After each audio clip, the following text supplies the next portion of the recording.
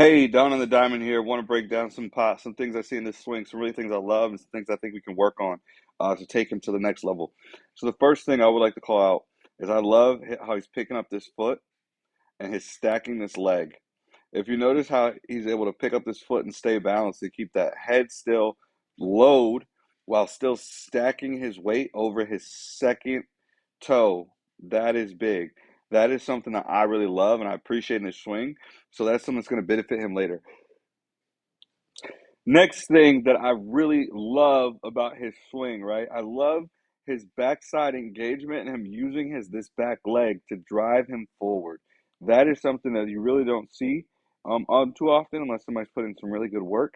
And so I love how connected his right arm and his legs are. So as you can see, as he's turning his hip, that is bringing his bat into the zone.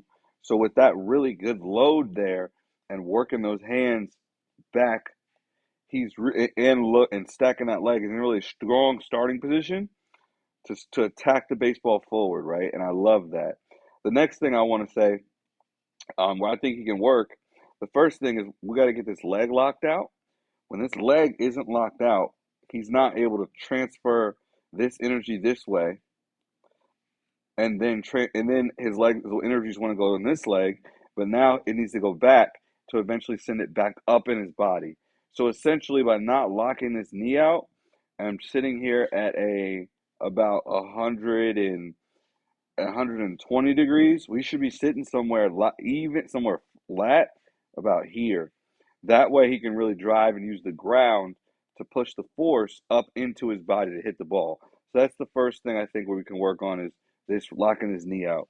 The next thing I'd love to say is when he does that, that's going to push his body positioning a little bit back this direction, which is okay, and that's going to be allowed him to bring his hands to work his hands through.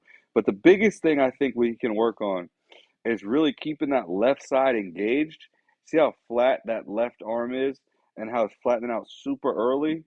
Now he's kind of having to drag the bat a little bit through the zone and that way drag the bat. And when you drag the bat, you're not able to whip it.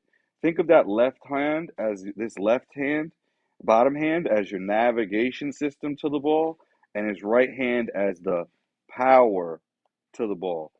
So essentially, with it's like driving a car. If we have a car with a big engine but no navigation system, we don't know where we're going. We can't control the barrel. So that's one thing I don't. I think he can work on a little bit.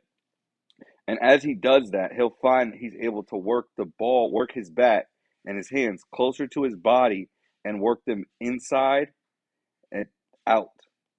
So really working towards his body inside the baseball, flicking his wrist to then cause damage and initiate contact with the baseball. Here's a side by side coming up in 1 second here.